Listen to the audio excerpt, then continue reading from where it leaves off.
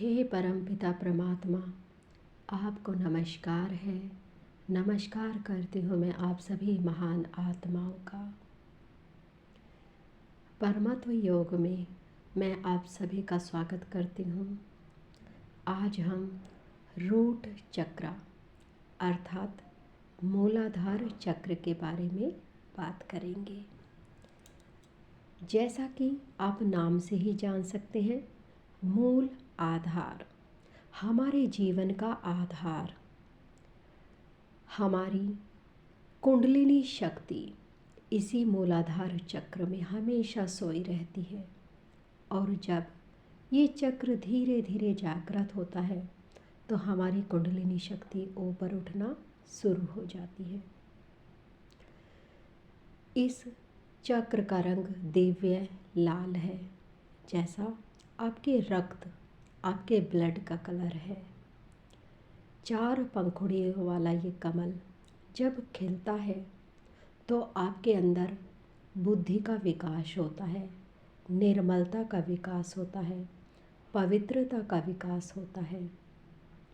यदि आप ध्यान से देखेंगे तो रीढ़ की हड्डी के सबसे निचले भाग, जहाँ पर एक ट्रायंगल आपको दिखाई देगा, वहीं पर मूलाधार चक्र स्थित है। ये आपके शरीर के प्राइवेट पार्ट्स से संबंधित है। जी हाँ, ये पूरी तरह से शरीर से संबंधित है। हर वो व्यक्ति जिसकी सोच समझ केवल शरीर तक ही सीमित रह जाती है, उनकी चेतना, उनकी कॉन्शियसनेस हमेशा मूलाधार चक्र में ही रहती है। आप देख सकते हैं, जैसे मॉडल्स होती हैं वो अपने शरीर का बहुत अच्छे से ध्यान रखती हैं। वो अपने शरीर को इस तरह से पेश करती हैं कि कोई भी आभूषण, कोई भी कपड़ा उनके शरीर पर सुंदर लगता है। आप भी हमेशा ऐसे ही शरीर को पाना चाहते हैं जो बिल्कुल फिट हो, स्वस्थ हो। यहाँ पर स्वस्थ की बात नहीं की जा रही, यहाँ पर पूरी तरह से जुड़ाव शरीर से है। उस व्यक्ति की सोच शरीर से ऊपर नहीं उठ पाती। जैसे कोई भी व्यक्ति आपसे मिलता है, सपोज़ करिए उसका सबसे पहला प्रश्न होता है कि अरे तुम्हें ये क्या हो गया, तुम तो बहुत दुबली पतली हो गई हो। उसका पहला क्वेश्चन ये बताता है कि उस व्यक्ति की कॉन्शियसनेस मूलाधार चक्र में है। अब आपको समझ में आ गया होगा कि मैं क्या बताना चाहती हूँ। जब ये मूलाधार चक्र बैलेंस रहता है तो हमारे शरीर का विकास बहुत अच्छे से होता है। आपने देखा होगा, कुछ बच्चे आयु के अनुसार उनकी लंबाई बिल्कुल सही होती है, उनका रंग बिल्कुल एक ग्लो से भरा हुआ होता है। यहाँ पर मैं काले और गोरे की बात नहीं कर रही हूँ, ग्लो से भरा हुआ होता है। भगवान श्री कृष्ण का रंग सांवला है, फिर भी उनके चेहरे पर एक दिव्य चमक नज़र आती है। ऐसे ही भगवान श्री राम, जिनका मूलाधार चक्र एक्टिवेट होता है या जागृत होता है, उनके शरीर पर एक दिव्य चमक होती है। ये चमक पवित्रता की भी होती है। आपने देखा होगा कि यहाँ पर शरीर के प्राइवेट पार्ट्स हैं, यहाँ पर अश्लीलता की भावना नहीं आ सकती। जब ये चक्र जागृत होता है तो शरीर में, मन में केवल पवित्रता की भावनाएं रहती हैं। अपवित्रता इस चक्र को ब्लॉक कर देती है। आप जब भी किसी दृश्य को देखते हैं तो उसके प्रति आपके मन में केवल पवित्र भावना आएगी। ये इस चक्र के जागृत होने का प्रतीक है।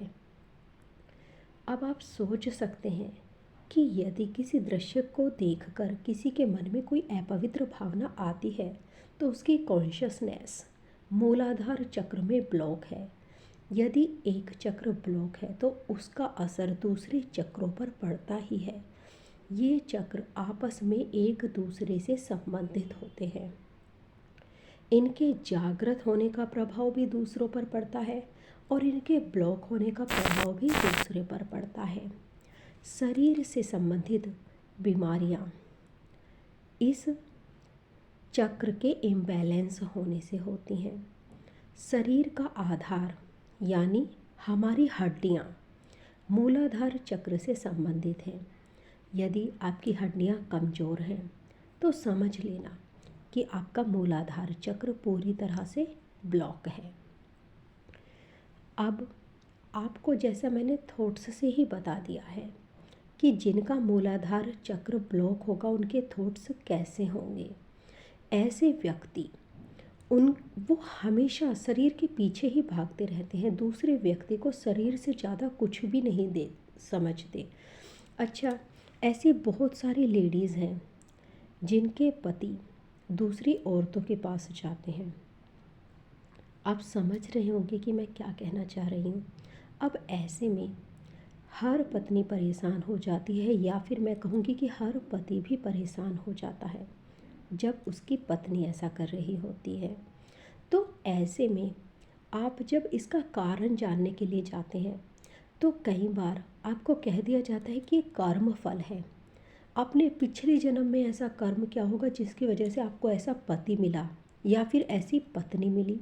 ये घुट्टी सब ने बहुत बहुत बहुत पिलाई है। पर मैं आपसे ये कहना चाहती हूँ कि आपके कर्मों का फल नहीं है।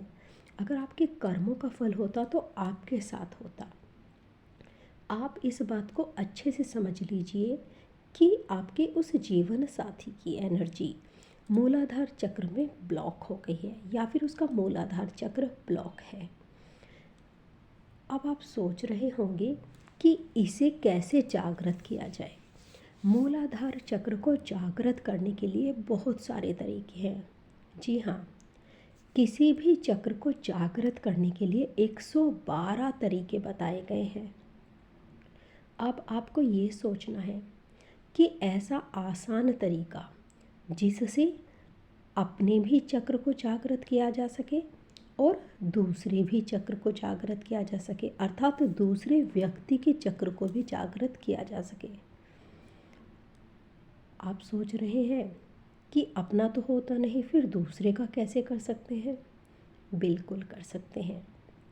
हम अपने भी चक्र को जागृत कर सकते हैं और दूसरे व्यक्ति के चक्र को भी जागृत कर सकते हैं। ऐसे महान ऋषियों ने पहले भी किया है और आज के हीलर्स भी करते हैं। ये बिल्कुल सरल विधि है। आप अपने मूलाधार चक्र को जागृत कर सकते हैं जिससे आपकी हड्डियां मजबूत हो जाएंगी। आपने ऐसे बहुत सारे व्यक्ति देखे होंगे जो छोटी एज में ही जिनकी हड्डियां कमज़ोर होती हैं। जवानी, बुढ़ापा ऐसा उम्र के साथ नहीं होता कि हड्डियां केवल बच्चों की ही कमज़ोर हों या फिर वृद्धावस्था में ही हों। आजकल तो आप देख रहे हैं एक जवान व्यक्ति की हड्डियां भी कमज़ोर हैं। कह देते हैं ऐड में कि 30 के बाद हड्डियां कमज़ोर होने लगती हैं। शरीर में कैल्शियम की कमी आ गई है। कैल्शियम की कमी आई क्यों है? क्योंकि उनका मूलाधार चक्र ब्लॉक हो रहा है। आजकल आप देखते हैं टीवी में, बुक्स में इस तरह के कंटेंट्स आते हैं जो हमारी पवित्रता पर पूरी तरह से प्रहार करते हैं। आप सोचते हैं मन में ही तो सोच रहे हैं, किसी से इस बारे में बात तो नहीं कर रहे, कुछ गलत तो नहीं कर रहे, केवल वीडियो ही तो देख रहे हैं। आपके अंदर विराजमान आपका ये गणेश तत्व सब कुछ जानता है। आपके अंदर वो शक्ति व्याप्त है जो परमपिता परमात्मा की दिव्य शक्ति है। आपके विचारों में जो चल रहा है वो आपसे ज़्यादा वो शक्ति जानती है। उसी का प्रभाव, आप ही के विचारों का प्रभाव आप ही के शरीर पर पड़ रहा है।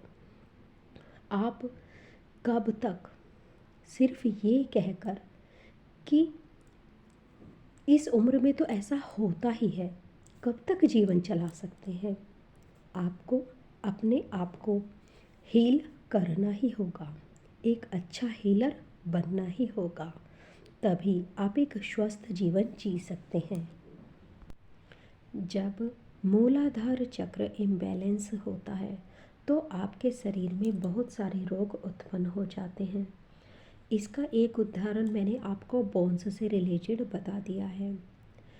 अधिकतर आप देखेंगे कि आपके हाथों की कलाई पर एक तरह की झंझनाहट होनी शुरू हो जाती है या फिर हाथों की कलाई में दर्द होता है। ये भी हमें बताता है कि मूलाधार चक्र ब्लॉक हो रहा है। अब वैसे तो परमात्म योग में मैंने बिल्कुल सरल तरीके से मेडिटेशन की कुछ ऐसी विधियां बनाई हैं जिससे बहुत आसानी से मूलाधार चक्र को जागृत किया जा सकता है। और मेडिटेशन ही इसका एक ऐसा तरीका है जहाँ पर आप अपने अंदर जाकर अपने आप को पूर्ण रूप से क्लियर कर सकते हैं, अपने मूलाधार चक्र को जागृत कर सकते हैं।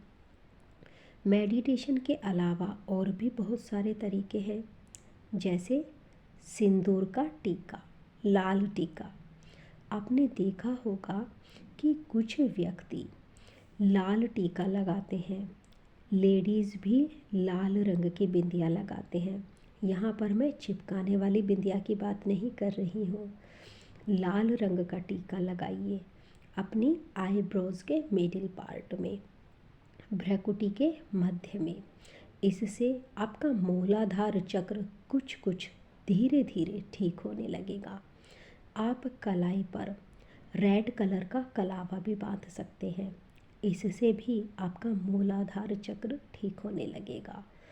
आप पवित्रता से संबंधित बुक्स पढ़िए, ये चक्र निर्मलता से संबंधित है। छोटे बच्चों को प्यार दीजिए। छोटे बच्चे भगवान श्री गणेश का स्वरूप होते हैं, निर्मल, पवित्र।